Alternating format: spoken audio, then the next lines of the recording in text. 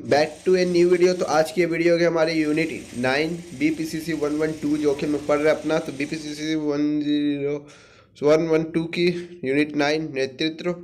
तो नेतृत्व को हम लोग बहुत बार पढ़ चुके हैं, लेकिन एक बार और पढ़ना लग रहा बाकी हो गया है।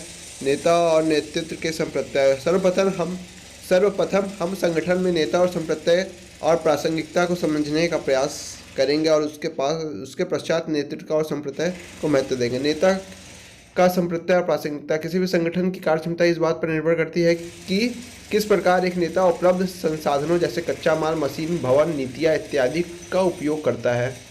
संगठन का सफल बनाने के लिए नेतृत्व कौशल बहुत महत्वपूर्ण होता है कि भाई कौन तुम्हारा लीडर है, कौन तुम्हारा एडमिन है, वो कैसे लोगों को बांधा हुआ है, कैसे वो लोगों को जोड़ा हुआ है, कैसे उसकी नीतियाँ आती है, कैसे सब लोग उस पर काम करते हैं, और कैसे लोगों को साथ लेकर वो चल रहा है अपने लक्ष्य प्राप्ति के लिए।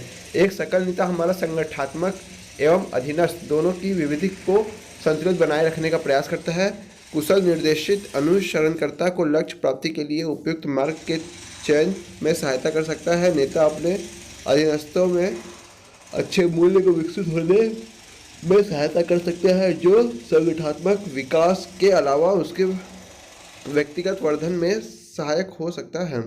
संगठन में सफल नेताओं की निम्नलिखित विशेषताएं होती है जिसे के द्वारा वे दूसरों को प्रभावित कर सकते हैं।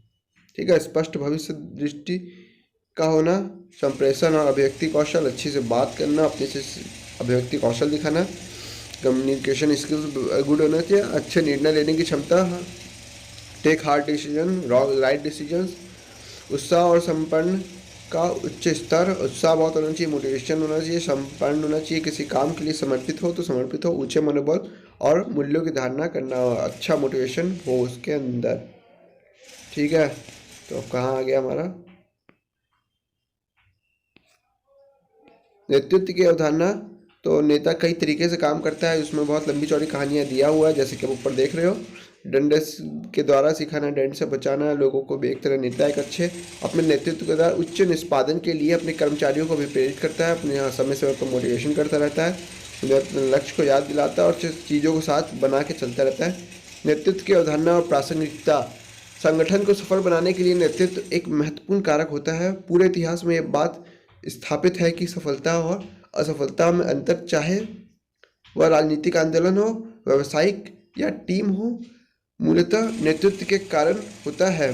चूंकि संगठन मूलतः कुछ विशिष्ट लक्ष्यों को प्राप्त करने की एक सुचिंतित मानवीय रचना है, इसके सदस्यों के क्रियाकलापों को एक निश्चित तरीके से निर्देशित करने की आवश्यकता होती है। इससे भिन्न होना संगठन की क्षमता को जन्म देता है। नेतृत्व में किसी लक्ष्य को प्राप्त करने के लिए एक व्यक्ति अथवा समूह को प्रभावित करने की प्रक्रिया सम्मिलित होती है। नेतृत्व में एक लक्ष्य प्राप्त करने के लिए एक व्यक्ति अथवा समूह को प्रभावित करने की प्रक्रिया सम्मिलित होती है। आपको नेतृत्व करना आना चाहिए और पूरे समूह को अपने साथ लेके प्रभावित करो आप अपनी बातों से, अपने विचारों से और अपने लक्ष्यों से। नेतृत्व को किसी संगठन समूह की क्रियाकलापों को प्रभावित करने की प्रक्रिया कार्य के रूप में माना जा सकता है, जिसमें इसके लक्ष्य निर्धारण और लक्ष्य उपलब्धि के प्रयास सम्मिलित होते हैं। ठीक है। इस परिभाषा के तीन महत्वपूर्ण तत्व है। एक व्यक्ति अथवा एक समूह के मध्य अंतर्व्यक्तित्व प्रक्रिया, मतलब आप सबसे बात कर रहे हो एक समूह या एक व्यक्ति से। अनुयायियों के अभाव में नेताओं का ना होना, ये नहीं एकदम आप में डूबे हुए, उनमें सब खुद की भी थिंकिंग होनी चाहिए। प्रभावी नेतृत्व लक्ष्य उपलब्धि के मानदंड या उत्साह पर बल नहीं देता, जिसके साथ संप्रेषण का प्राप्तकर्ता कार्य करता है। ठीक है। नेतृत्व के सिद्धांत पूरी दुनिया में नेता विभिन्न प्रकार के नेतृत्व शैली और कौशलों का उपयोग करते हैं, संगठनात्मक विकास को प्रभावित करता है। नीचे कुछ प्रारंभिक, परंपरागत और आधुनिक समकालीन नेतृत्व के सिद्धांतों की व्याख्या की गई। नेतृत्व के शील गुण उपागम, इसको हमने कई बार पढ़े भी हुआ है। नेतृत्व के संप्रत्यय के अन्वेषण को समझने के लिए बहुत से वैज्ञानिक शोध किए गए हैं। अगर हम गत इतिहास का परीक्षण करें तो हमें बहुत से नेताओं के उदाहरण मिलेंगे जिसके प्रभावी नेतृत्व गुणों की प्रशंसा की गई है, जैसे महात्मा गांधी, नेल्सन मंडेला और मार्गरेट थैचर इत्यादि। पहला नेतृत्व सिद्धांत 20वीं शताब्दी की शुरुआत में थॉमस कार्लाइल द्वारा किया गया है। इसके महान व्यक्ति सिद्धांत ग्रेट मैन थ्योरी कहा गया है, जिसकी मान्यता है कि नेता पैदा होता है, बनाया नहीं जाता। यह सिद्धांत नेतृत्व के सीलगुण आधारित परिप्रेक्ष्य भी कहा जाता है। व्याख्यायित करता है कि नेता विशिष्ट स्वभावगत विशेषताओं नेतृत्वहीन व्यक्तियों के भिन्न होते हैं। यह सिद्धांत व्यक्ति और व्यक्तित्व भिन्नता पर केंद्रित करता है, जो प्रभावशाली नेतृत्व कौशलों का निर्धारित करता है। दीर्घ पंच व्यक्ति रूपरेखा बिग फाइव पर्सनैलिटी फ्रेमवर्क का विकास 1960 के प्रारंभ में प्रभावी नेता बनने के आवश्यक सीलगुण की पहचान के लिए विकसित किया गया। उदाहरण के लिए नेताओं को अत्यधिक बहुमुखी होना, बहुत एक्सट्रोवर्ट होना, ताकि वो अपने विचारों को अच्छी तरह से व्यक्त कर सके और मुखर हो सके, लोगों को अपनी बात समझा सके, उनको अपनी बात के लिए राजी कर सके। इन सीलगुण के अथवा स्ट्रागलिड ने 1974 में कौशलों के सीलगुण के समुच्चय की पहचान की थी, जो नीचे दिए गए हैं। परिस्थितियों का अनुकूलन सीलगुण, होशियार, सामाजिक परिवेश के प्रति सतर्कता, ये सब एक है। सहयोगी, ये सब एक है। दंडात्मविश्वास, समूह कार्य की सुविज्ञता, संगठित, प्रबोधक, ठीक है। कौशलों के सीलगुणों को समुच्चय, ठीक है। नेतृत्व का व्यवहारात्मक सिद्धांत नेतृत्व के क्षेत्र में सर्वप्रथम अध्ययन कोर्ट लेविन और उनके सहयोगी द्वारा 1939 में किया गया था। व्यवहारात्मक सिद्धांत की यह मान्यता है कि नेता पैदा नहीं होते, बल्कि उन्हें विशेष व्यवहारात्मक प्रतिमान होता है। उसमें था नेता पैदा होता है, बनाए नहीं जाते, मतलब वो जन्म से ही नेतृत्व की भावना लेके पैदा होता है, उसमें ये कहना था। और इसमें कहता क्या क्या है, नेता पैदा नहीं होते, बल्कि उन्हें विशिष्ट व्यवहारात्मक प्रतिमान होते हैं, जिसका अधिगम और अनुभव द्वारा अर्जित किया जा सकता है। मतलब वो एक कॉमन सी शिक्षा टाइप है जो अधिगम और अनुभव से सीखी जा सकती है। विभिन्न अध्ययन ये समझने के लिए किए गए हैं कि किसी व्यक्ति के नेतृत्व को व्यवहारात्मक पक्ष किस प्रकार प्रभावित करता है। इसमें से कुछ की व्याख्या नीचे इस प्रकार की गई है। आहियो स्टेट अध्ययन E.L. फ्रेशमैन ने हैरिस H.E. बर्स्ट को अध्ययन में नेतृत्व व्यवहारों के संप्रतिकरण के दो कारकों की पहचान की, अर्थात पहला संरचना, जिसका भी प्राय निर्देश, कार्योन्मुख, संगठित इत्यादि नेतृत्व गुणों से है, जबकि मनन का अर्थ परानुभूति, केवल समय सीमा पर केंद्रित करने के अलावा सहकर्मियों को समझना, मददगार व्यक्ति उन्मुख नेतृत्व से है।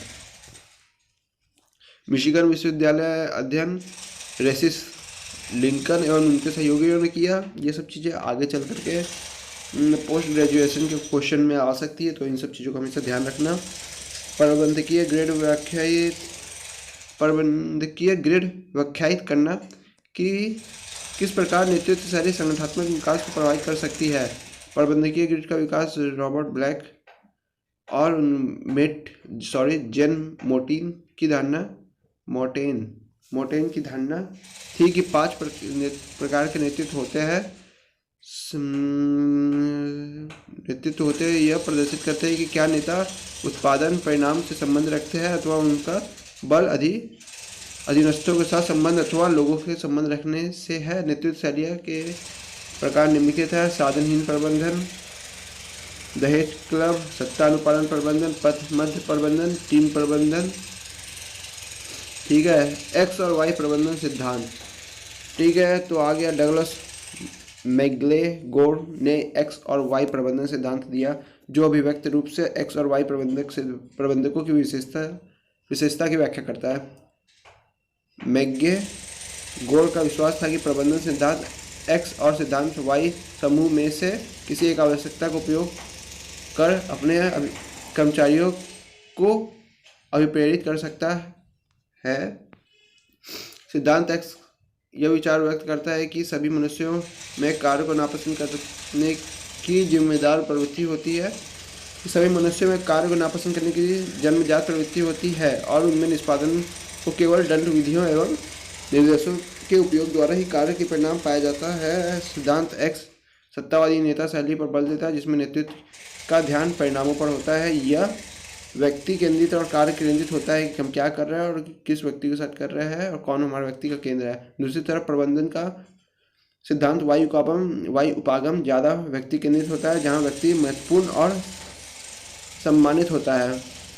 सिद्धांत वाई स्वीकार करता है कि क्या कर्मचारी को उचित परिवेश दिया जाता है तो वे अपने सर्वोच्च क्षमता को प्रदर्शित करते हैं और संगठन के लिए महत्वपूर्ण हो सकते हैं। लंबी चौड़ी कहानियाँ हैं। नए नए नेतृत्व की संभाव्यता पारिस्थितिक सिद्धांत। संभाव्यता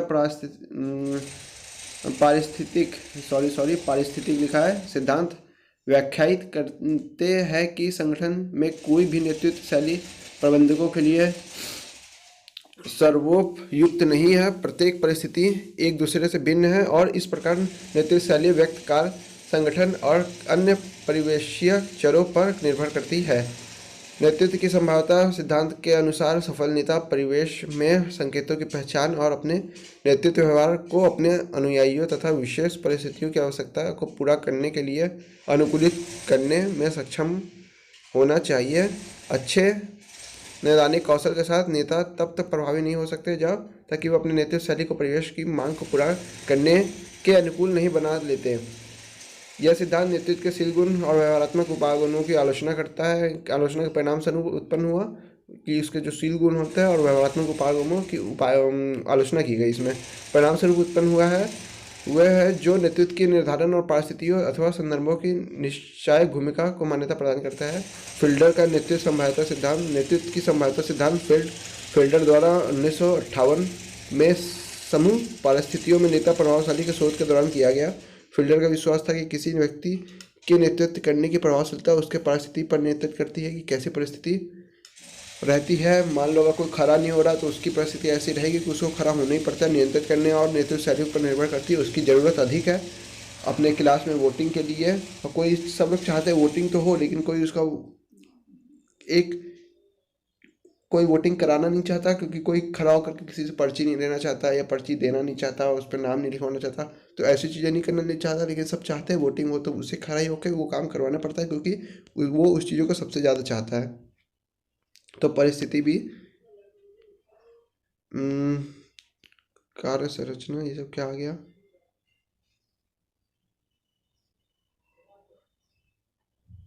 कहाँ से आगे घूम फिर के भाई सब तो इसी का हिस्सा लग रहा है। ये कार्य था कि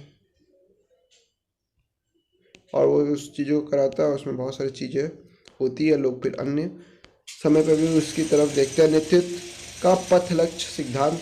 हाउस ने प्रेरणा संबंध पथ लक्ष्य सिद्धांत विकसित किया जो ये मानता है कि नेता अपने अधीनस्थों के प्रेरक स्तर के आधार पर अपने लक्ष्य को प्राप्त करने के लिए मार्ग चुनने और बदल देंगे। 4 प्रकार के नेतृत्व व्यवहार की पहचान की गई। ध्यान से समझने तो एक बार हाउस ने प्रेरणा समृद्ध पथ लक्ष्य सिद्धांत विकसित किया है जो यह मानता है कि नेता अपने अधीनस्थों के प्रेरक स्तर के आधार पर अपने लक्ष्य को प्राप्त करने का मार्ग चुनता है कि हमारे लोग कैसा चाहते हैं और उस हिसाब से हम अपने मार्ग चुने जैसे कि वो लोग भी उस मार्ग पर चले और हमारे लक्ष्य को प्राप्ति कर सकें। तो 4 प्रकार के नेतृत्व व्यवहार की पहचान की गई थी। निर्देशित नेता संगठन के लक्ष्यों को प्राप्त करने के लिए आवश्यक दिशा और मार्गदर्शन देने का प्रयास करता है। सही बात है। सहायक नेता संगठनात्मक लक्ष्यों को पूरा करने के बजाय अनुयायियों के साथ परिस्थितियों संबंधों पर ध्यान केंद्रित करता है। क्या क्या और विचार हो सकता है, क्या क्या मार्ग हो सकता है, सब लोग साथ मिलकर बात करते हैं। सहभागी नेता कोई भी निर्णय लेने से पहले अपने अधीनस्थों और उनके दृष्टिकोण को समझने के लिए परामर्श करने का प्रयास करता है। ये भी वही बात हम समझाएं। और ऊपर वाली लाइन है अनुयायियों के साथ पारस्परिक संबंधों पर ध्यान केंद्रित करता है कि हमारे संबंध कैसे कहीं हम जिस मार्ग पर चले वो संबंध उस मार्ग पर खराब ना हो जाए। उपलब्धि उन्मुख नेता अपने अनुयायियों से किसी भी प्रकार की चुनौतियों पर काबू पाने के लिए अपने उच्चतम स्तर का प्रदर्शन करने की अपेक्षा करता है कि अब जो भी रास्ता है यही है और हम अपना सबसे बेस्ट चाहेंगे कि लोग इस पर। नेता भागीदारी मॉडल 1973 में विक्टर ब्रूम और फिल पैटर्न ने इस मॉडल को विकसित किया जो मानता है कि किसी भी प्रकार का निर्णय लेने से पहले निर्णयों के सेट का पालन करने की आवश्यकता होती है। इस मॉडल में निर्णय भागीदारी मॉडल और एक मानक मॉडल भी कहा जाता है। नेता में गुणों के 3 समूह निर्णय लेने वाले क्षमता को निर्धारित करते हैं। निर्णय की गुणवत्ता कैसी है, ठीक है। अधीनस्थों द्वारा निर्णय को स्वीकृति या मात्रा क्या है, निर्णय लेने में आवश्यक समय। बहुत लंबी चौड़ी कहानी है। का संप्रत्यय नेतृत्व का स्व व्यवहार सिद्धांत। 1947 में मैक्स वेबर ने शुरू समव्यवहार लेन देन सिद्धांत की खोज की और बाद में 1981 में बर्नार्ड एम बास द्वारा इसे विकसित किया गया। सिद्धांतकार द्वारा कई तरह की धारणाएं बनाई गई थी जो इस प्रकार है। जो लोग अपने लक्ष्यों के बारे में स्पष्ट है वो नेता द्वारा स्पष्ट आदेश दिए जाने पर बेहतर प्रदर्शन करते हैं कि उनका लक्ष्य क्या है, और नेता द्वारा जो आदेश मिला है उसकी तरफ वो स्पष्ट प्रदर्शन करेंगे। मतलब साफ साफ पुरस्कार और दंड श्रमिकों को अधिक कुशलता का काम करने के लिए प्रेरित करता है कि अगर आप ऐसा नहीं करोगे तो आपको दंड मिलेगा, तो आप सही काम करोगे, और पुरस्कार की भावना रखेंगे तो आप पुरस्कार के लिए भी सही काम करोगे। कार्यकर्ता अपने नेता के आदेशों का पालन करना अपना प्राथमिक लक्ष्य मानते हैं। कार्यकर्ता अपने नेता के आदेशों का पालन करना अपना प्राथमिक लक्ष्य मानते हैं। नेता के अधीनस्थों की निगरानी करनी होती है जब वे अपना नियत कार्य कर रहे हैं। एक लेन देन करने वाले नेता की कुछ विशेषताएं होती है। आकस्मिक पुरस्कार, अपवाद द्वारा प्रबंधन सक्रिय, अपवाद द्वारा प्रबंधन निष्क्रिय, और लाइसेज फेयर। कभी कभी नेता अधीनस्थों का निर्णय लेने की स्वतंत्रता देते हैं और निर्णय लेने से बचते हैं, जिसके कारण अनुयायियों की दिशा की कमी होती है कि आप लोग भी अपना निर्णय ले सकते हो अपना कि किस साइड जाना है। तो उसमें कई लोग इस साइड चले जाएंगे, कई लोग उस साइड चले जाएंगे, जैसे कि लास्ट में लिखा है कि अनुयायियों को दिशा की कमी हो जाती है कि दिशा ही नहीं रहती, तो वो लोग ज़्यादा दूर तक उस चीज़ में सफ़र नहीं कर पाते हो और फिर डिमोटिवेट हो सकता है। बहुत सारी चीज़ें होती है। नेतृत्व का परिवर्तनकारी सिद्धांत लंबे चौड़े सिद्धांत है। परिवर्तनकारी नेतृत्व को एक करिश्माई नेतृत्व शैली भी कहा जाता है, जहां नेता अपने अनुयायियों को संगठन के बेहतरी के लिए अपने स्वयं के हितों को पार करने के लिए प्रेरित करता है। कि जो अपने आप को समझते हो हम इतना समय यहाँ दे वहाँ दे, उस चीज़ को पार करो और यहाँ आओ और आप इस काम में ज़्यादा ध्यान रखो। नेता अधीनस्थ या अनुयायियों को मौजूदा समस्या को विभिन्न दृष्टिकोण से देखने के लिए प्रेरित करने और संगठन और स्वयं को विकास के लिए अपने नए विचारों और विचारों के साथ आने के लिए रचनात्मक होने और के लिए प्रोत्साहित करने का प्रयास करता है। दिए गए नेतृत्व के परिणामकारी सिद्धांत के 4 आयाम हैं। आदर्शकृत प्रभाव, प्रेरणादायक प्रेरणा, बौद्धिक उत्तेजना और व्यक्तिगत विचार, जो इस प्रकार है।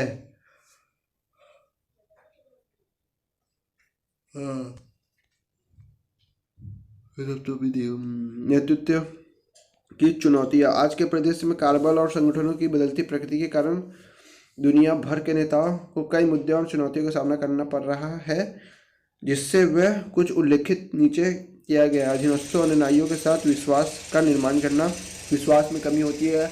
जो आपका अनुयायी और आपके साथ जो काम करता है टीम वर्क के लिए, इनका आप पे भरोसा ही कम रहता है, तो वो आपकी लक्ष्यों को अपना लक्ष्य और सही कार्य नहीं कर पाते।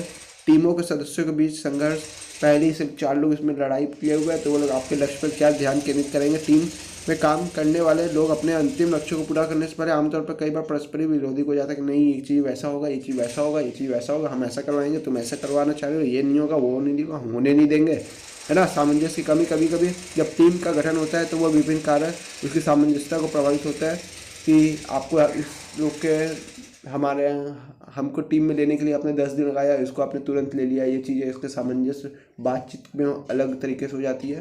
पहली टीम में अपने अलग की टीम में भी बनना स्टार्ट हो जाती है। गुड। समान लक्ष्य का अभाव। एक समान लक्ष्य को प्राप्त करने के लिए करते समय एक नेता के लिए यह आवश्यक है कि वो अपने अनुयायियों और अधीनस्थों को भी उसी दिशा में ले जाए। समान लक्ष्य नहीं होना कि लोग अपने लक्ष्य से भटक के नहीं हमें 8 बजे बाहर जाना है तो बाहर चला गया, हमें यहाँ जाना है। समान लक्ष्य को प्राप्त करने में बहुत मुश्किल हो सकती है। भारत नेतृत्व का भारतीय दृष्टिकोण। प्राचीन इतिहास इस बात पर प्रमाण है कि सफल नेता न केवल एक संगठन का नेतृत्व करते हैं बल्कि अपने अधीनस्थों और अनुयायियों द्वारा बड़े लक्ष्यों को प्राप्त करने के मार्ग प्रदान करते हैं। इसलिए हम कह सकते हैं कि नेतृत्व और संगठनात्मक विकास दोनों की एक सतत यात्रा है ना। नेतृत्व कौशल उस संस्कृति से प्रभावित होता है जहाँ इसका अभ्यास किया जा रहा है। भारतीय संदर्भ में संगठन सत्तावादी के बजाय आधिकारिक नेता को पसंद करता है। नेता के अधीनस्थों को उपयुक्त मार्गदर्शन लेकर कार्य को पूरा कराने के लिए सख्त माना जाता है, लेकिन साथ ही साथ अपने अधीनस्थों की भलाई पर ध्यान केंद्रित किया जाता है जो उनके पारस्परिक संबंधों को बढ़ाते हैं।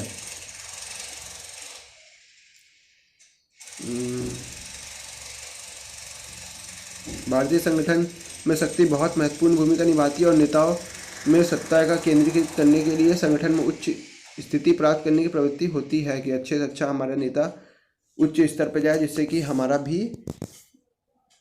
हमें भी शक्तिशाली प्रभाव महसूस हो। दूसरी ओर अधीनस्थ अपने नेता को महत्व और सम्मान देकर मूर्ति पूजा करते हैं और वे अपने नेता द्वारा किए गए मार्गदर्शन के अनुसार काम करते हैं। जैसे मुलायम सिंह यादव का सब मूर्ति बना ली है, और उसका क्या बोलते हैं, अडवाणी का, ये सब का बहुत सारे लोगों ने मूर्ति बनाया है, नेहरू का, गांधी का, ये सब क्या है, मूर्ति बना के पूजा करते हैं। ऐसे गुरु मानते हैं कि उन्होंने सही रास्ता दिखाया और उन्हीं रास्ते पर चलते चलते प्रगति आगे लिखी हुई है और लोगों ने उन्हें गुरु तक माना है।